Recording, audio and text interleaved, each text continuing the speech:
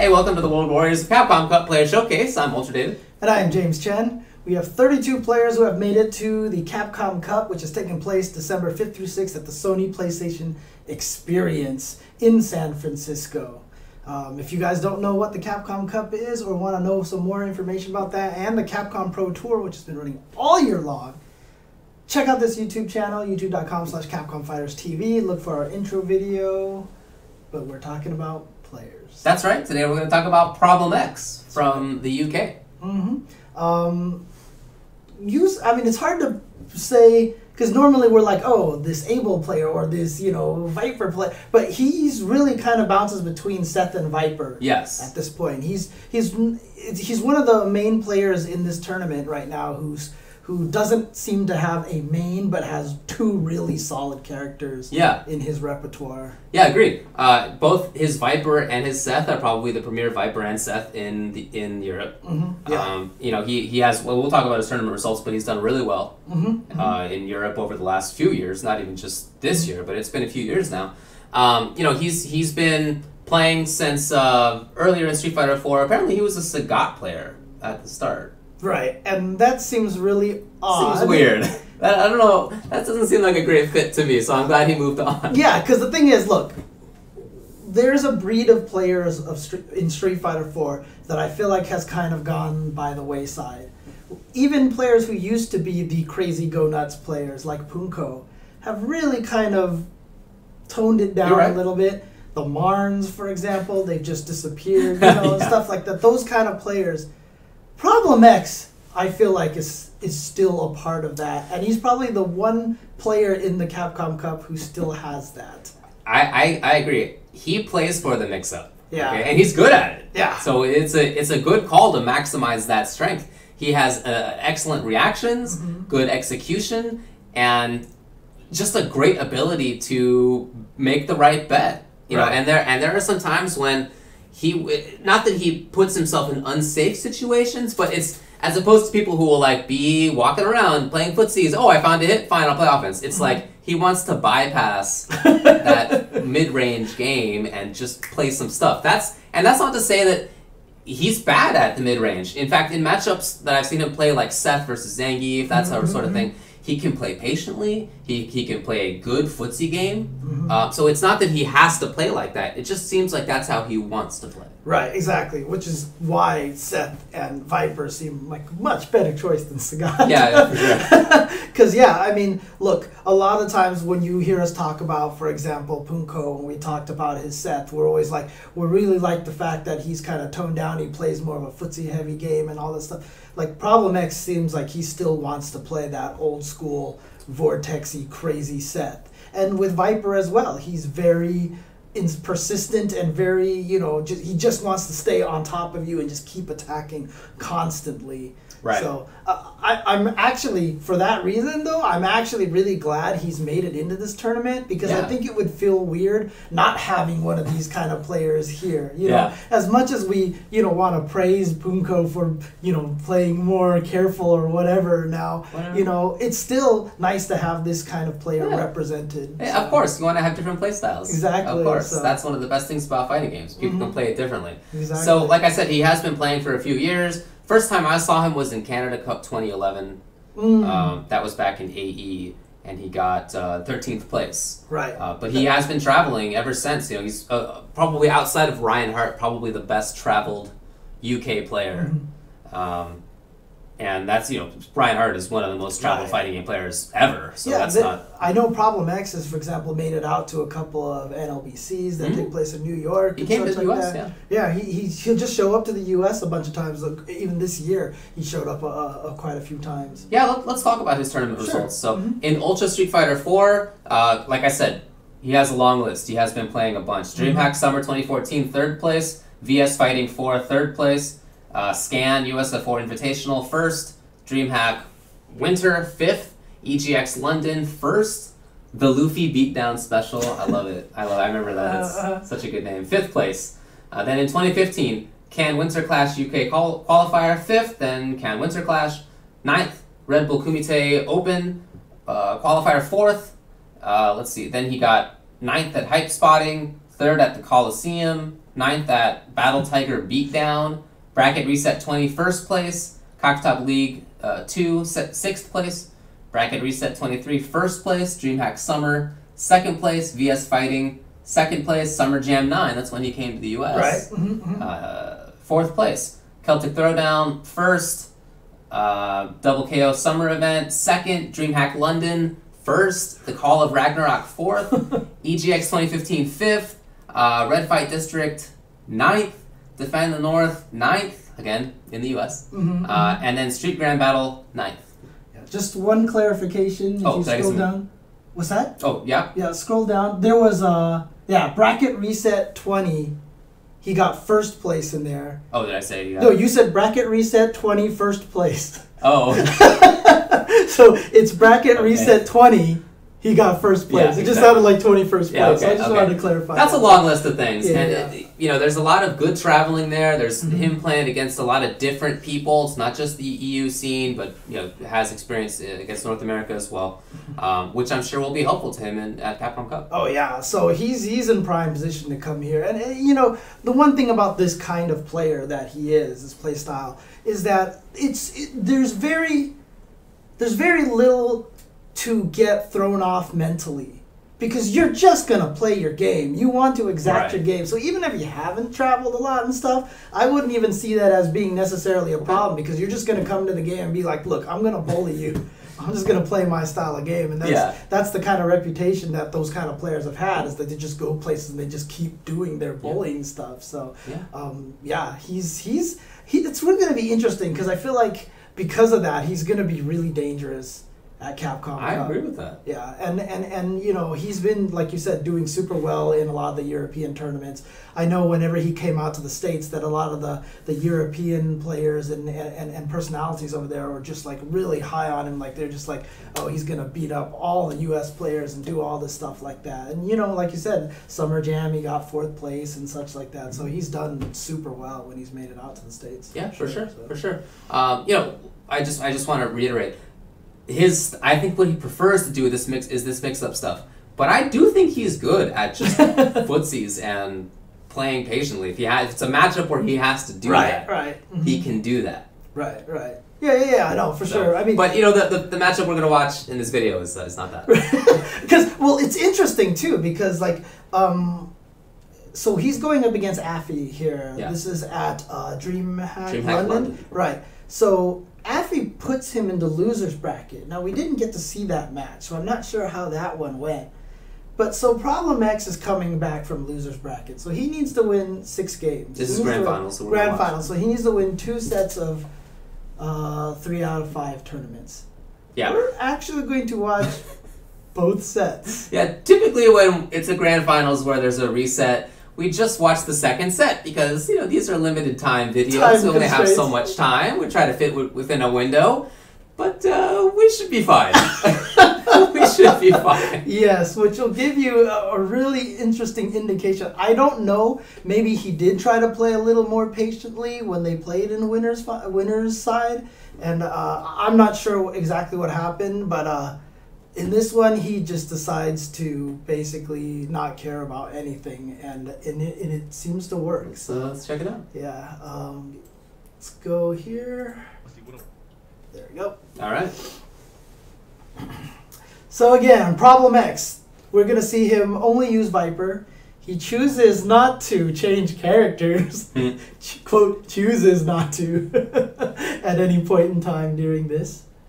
But yeah, you can see right away that he's definitely a very high execution, technical kind of player. He's got all the Viper control down pat. So yeah, and the way he starts out is not super offensive. There's a lot of dashing back into ranges and picking his spots. It's just that he starts to get the reads right. He starts to figure out what Affy has problems with, and he really takes advantage of that stuff, which is a good sign, especially having lost to this player beforehand. You want to maybe test out your ideas when you meet him again in grand finals and see. And if you see that it works, then fine, make it happen. Yeah, but the one thing that you could definitely see about Problem X is when he does play that patient neutral game, it's really that he's looking for the opportunity to go win. You know what I mean? But I mean that's not necessarily to say that that's a bad thing. No. It's definitely the right choice to make. Oh, that was so sad. That's really good. Yeah. Come on. It's definitely the right choice to make as a Viper and a Seth player. Of course. Yeah, he's picking those characters for a reason. So that was game one. Yeah, exactly. That was game one. Game one. Yeah, in grand finals. So it was, kind of. He had really good reaction there to have the EX Seismo on reaction as Afi was trying to come in to blow through it and get the knockdown as a result. Right. And so I mean, Vipers definitely do not like to block, and that is not a Problem X thing. That is definitely, strangely, something that a lot of Vipers are like. And people who play Viper are of a certain type already. they self-select. Yep.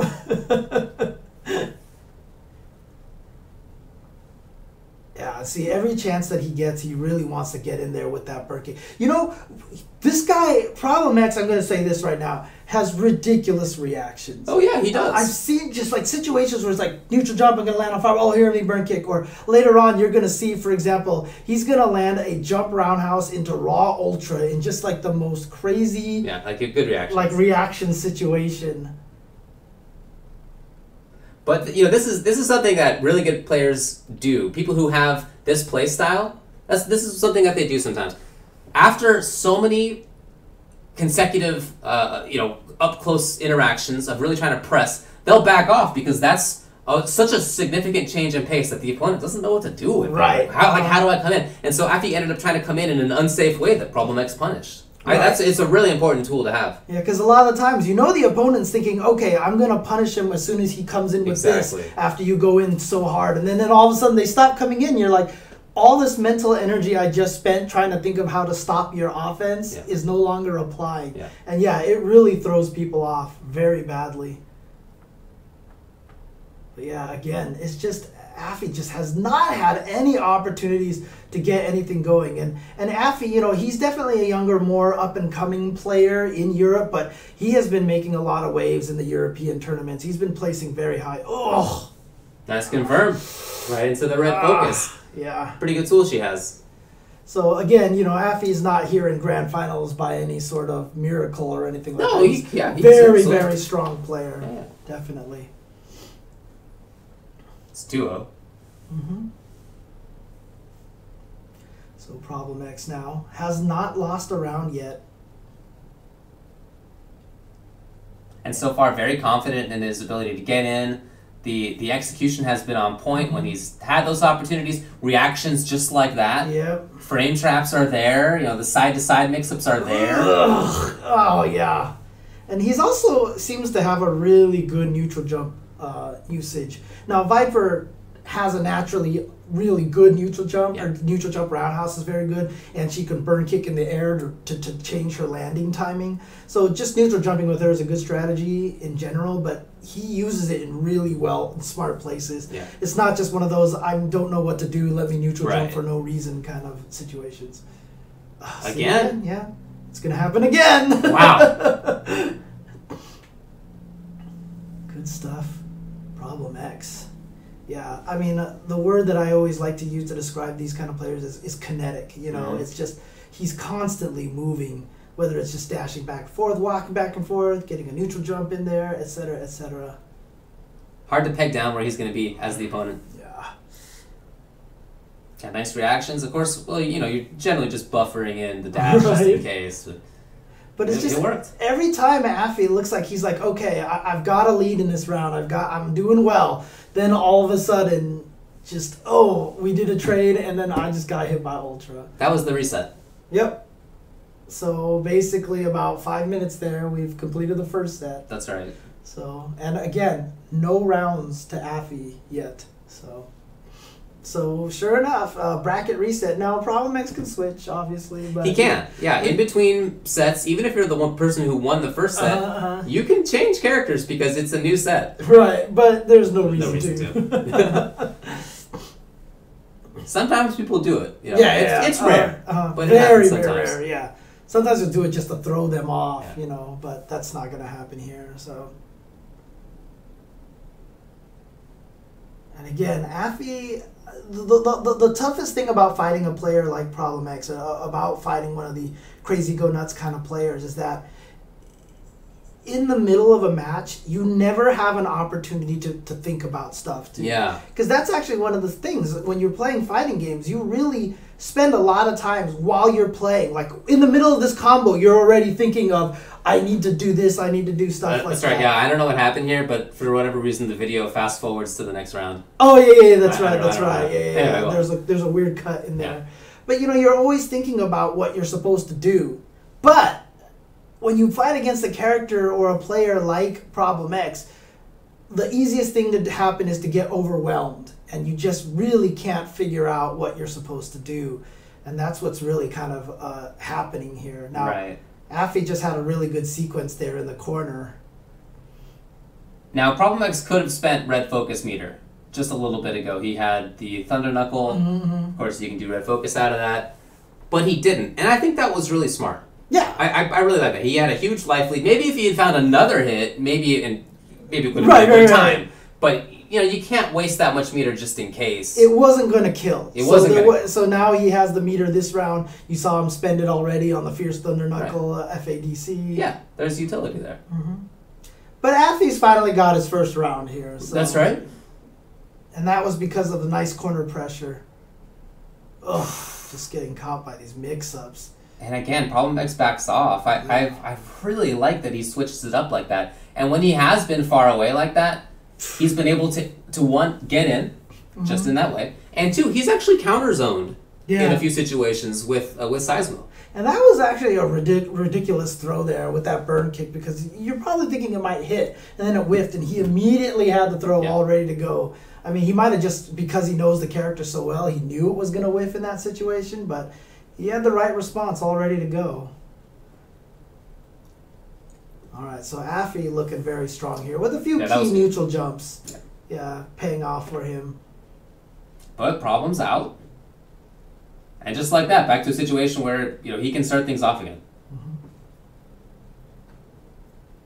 Yeah, look at that pressure. Oh, this is what you're talking about. So he gets this jump roundhouse right into Ultra. A lot of people would have done something else, but he just, you can see that. You saw she was throwing a fireball, right? You know that.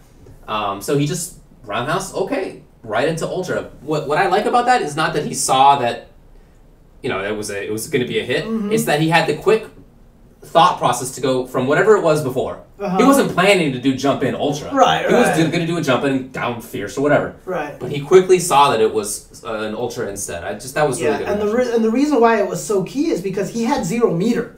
He didn't have any meter for EX Seismo, jump cancel, burn kick, Ultra, or anything like that. That was the only way he was going to land the Ultra, and he had that all scoped out and ready to go. And gets Afi to really just commit to a really bad uppercut. Look how much damage he's going to take from that. It's really just a couple mix-ups left. Yeah. Oh, but Afi, once he gets him in the corner, it's always kind of a good situation for Poison. Yeah, of course. Yeah, this really doesn't do damage, but at least she gets the corner situation. Yeah, so we get a couple of fireballs and then a perfectly timed low Fierce right there to stave off the end of the tournament for at least one more round. Yeah. So Problem starts off by backing up. Like I said, he's been comfortable enough at that range that he can either come in or counter zone. This seems like a fine spot on screen for him. Yeah, you see when he does Seismo feints across the screen, a lot of times he'll just do Seismo feint forward dash. You know what I mean? Just to get that space. It's so nice. He used... Wow. I don't even think Problem X thought that was going to hit. Yeah, I think you're right. But yeah, huge life lead. Ooh, I think that was a mistake. Yeah, and of course, Afi didn't quite have the proper reaction for it. Just gets caught right there. Seismo. There it is. Problem X standing up right away. You don't get to get a good shot of his face there, but there's Afi on the left. And, honestly, remember Afi. He looks disappointed right now, but he's going to be a strong player for a few years if he keeps this up. But, again, Problem X going nuts. Yeah, it was a blow-up, and... most of the videos we're trying to show are not blow-ups, but we thought this was a good one because it just really shows Problem X doing what Problem X really wants to do. Right. Great mix-ups, suffocating pressure, good reactions. Mix in with those times where sometimes he will counter zone from far away or back off to totally switch up the timing on you. I mean, all of that just seems like it's classic Problem X, man. Yeah. Very strong. Yeah, and you know, again, we only got to see him use Viper. You know, Seth is obviously a very strong candidate for him. In fact, I wouldn't be surprised, let's say, if we only saw Seth or something like that, you know, at Capcom Cup. Not sure, depends on who he runs into and such like that. But, you know, when he uses Seth, like I said, he still plays it very much like that old school Seth where it was all about cross up, not cross up, SPDs, and he kind of goes nuts and stuff like that. As you said, he does have a few times where he will back off and play a little bit of the zoning game, but I definitely think that he's still more of the, you know, Vortex offensive pressure kind of. I just think that's what he wants to do. Yeah. That's all. Yeah. And so he does it, and he's good at it. Yeah. You know, one of the best players in the UK for sure. He's going to come to North America along with a bunch of people from Europe and East Asia and South America and all over the place. Yeah. How do you think he's going to do? Well, how does he think he's going to do? I could see him doing well. Yeah. You know, I could see him making a good stab into the tournament. It's a big matchup thing, and not even character matchup thing. That's not what I'd be concerned about for Problem X. It's just a player thing. If he finds some opponent who he gets the reads on, you know, if he does his homework or something and he gets the reads, he can dominate. I mean, I recall one time in the 25th anniversary tournament when he perfected Justin Wong. That's right. For example. So that's something he is fully capable of doing. On the other side, there are some times I see him play and he doesn't make the right reads, and it doesn't go as well for him. So it does seem sort of like it's not hot and cold because he tends to be on. Right. There's certainly like most of the time he's on, but there are some times in some players I see him play and he just doesn't quite. That game doesn't work as well. Let me put it like that. Yeah, I mean it's interesting to me because Seth and Viper, they're different characters, but the way he plays them is a very similar game plan. So despite having two characters, I don't necessarily feel like that one covers the holes of the other character as well as it could be. You know, as well as that maybe he wants it to be. So like you said, it's less character, it's more human matchup, right? If he fights against someone who just has ridiculous defense and doesn't get caught by all these mix-ups, like if he goes up against a Fudo, for example, like that could be a problem for him. So, like I said, I still, the way I see him play, yes, he has the capability of definitely playing a little bit more zony and defensive, but he still is very concentrated on that mix-up game. And I feel like if he fights against someone who can shut that part down, that he's going to have a hard time opening them up. So it really is going to depend a lot on the human matchup, not the character matchup that he's going to run into. So do I expect a deep run from him? You know what? It's hard for me to say, you know, because if he is on, yeah, he could absolutely make a deep run. Like if he is just making the right reads and just having flawless mix-ups, he's going far, right? But at the same time, if you play that way, you can also get blown up pretty badly. So I can't commit either way of how well he's gonna do because that's just the nature of the way he plays in his characters. So. That's how I am too, I guess. Yeah. We'll see. That's gonna be at Capcom Cup. Weekend of December 5th through 6th at the Sony PlayStation Experience in San Francisco. You can go. It will be fun. But if not, it will be streamed as well on twitch.tv/CapcomFighters. Yep. Give them a follow on Twitch. So that way, as soon as it goes live, you will be there right from the beginning. It's going to be an epic 12-hour plus event. So. And also follow them on Twitter at CapcomFighters.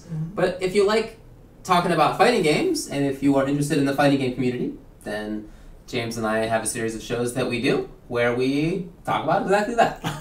That's right. You know, a lot of the times, you know, you don't have the ability to... It's hard to keep track of everything going on in the fighting game world in general. Yeah. So every Tuesday night we do a show where we kind of talk about everything, wrap things up, talk about the previous events, coming events, so you don't have to keep track of them yourself, and like game news, release dates, the latest drama in the FGC, you know, all these kind of things like that. We just like to sum up everything in one cohesive show. That'll be on twitch.tv/UltraChenTV and then on the YouTubes at UltraChenTV as well. That's right. All right. Outside of that, we will hopefully see you at Capcom Cup.